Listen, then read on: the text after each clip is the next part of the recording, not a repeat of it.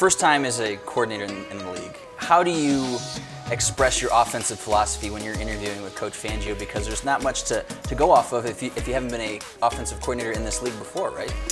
Yeah, I think Vic and I had some conversations leading up to this, just as peers, and had talked. And then I think it was nice that we played them at the end of the year, and he was able to see what I'd done with a couple different quarterbacks, and I thought actually one of them played very well against him, and he knows philosophically what Kyle Shanahan. They have a lot of mutual respect for each other, and so I think that knowing that that was my philosophy, I think it fit perfectly for what Coach Fangio was thinking. You had such great things to say about Coach Shanahan. He, of course, his family spent plenty of time in Denver. What did he tell you about this organization, and why do you think you guys meshed so well in San Francisco? Well, first of all, with this organization, he told me to be excited just for the history, and he's like, you're going to love Denver, you're going to love the fans are real fans. It's almost like a college environment, and you're gonna appreciate how football is respected within the city and the organization and the history with it, and of course with Kyle, I just we just connected. I worked very hard for him, and I tried to do my best. I think he saw something in that, and he brought the best out in me and taught me a lot. And he made me break through to the next level, and I would not be here without his knowledge and what he did for me. We hear so much today about offenses in the league, RPOs, fly screens, misdirection.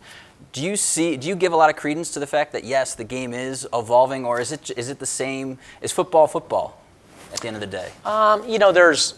In the course of this league, I think there's been things that have been fads that have gone in and out of this league, whether it's been, you can say the quarterback read option as part of college, and that's been in and out depending on the type of guy you had, or the wildcat a decade ago or whatnot.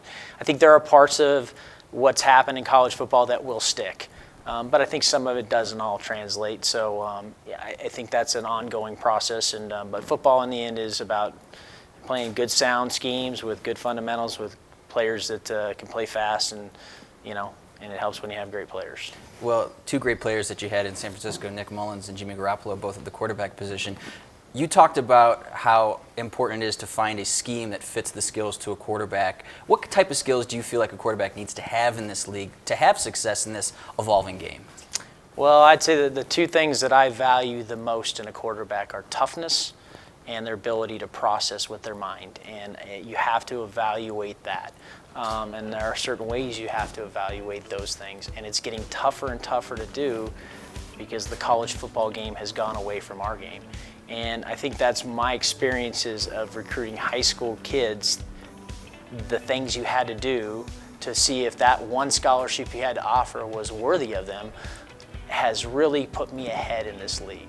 And I'm excited to use those things. It's kind of how I found Nick, and I really think it gives you a leg up because you have to be evolving and you have to be creative with how you evaluate these guys, because it's just things have changed. I know you've only been here a week, but when you look at the Broncos roster, your offensive weapons, a lot of young talent. You got a great story in Phillip Lindsay at the running back position, a veteran in Case Keenum. When you look at the offensive lineup as it stands right now, what sticks out to you when you're going through your evaluation of last year? Yeah, a lot of talented young players and some good balance. It was unfortunate what happened to Emmanuel at the end of the year, but he's such a dynamic player, and I would tell you right now that there's a lot of respect in the building I came from for him as a player too, and going against him in practices, and I think the young players, they're really complementary, whether it's a bigger receiver or a runner that can separate and win one-on-ones, or a bigger runner who did a really nice job last year that kind of got lost in this. They're all young players, and that's exciting to work with. So, we'll see what we can do. When Vic was introduced as the head coach, he said it's going to be important for him to find coordinators and coaches that love to teach. Mm-hmm. Teaching was going to be paramount. Do you feel like your ability to teach has gotten you to this position, and what do you love about teaching?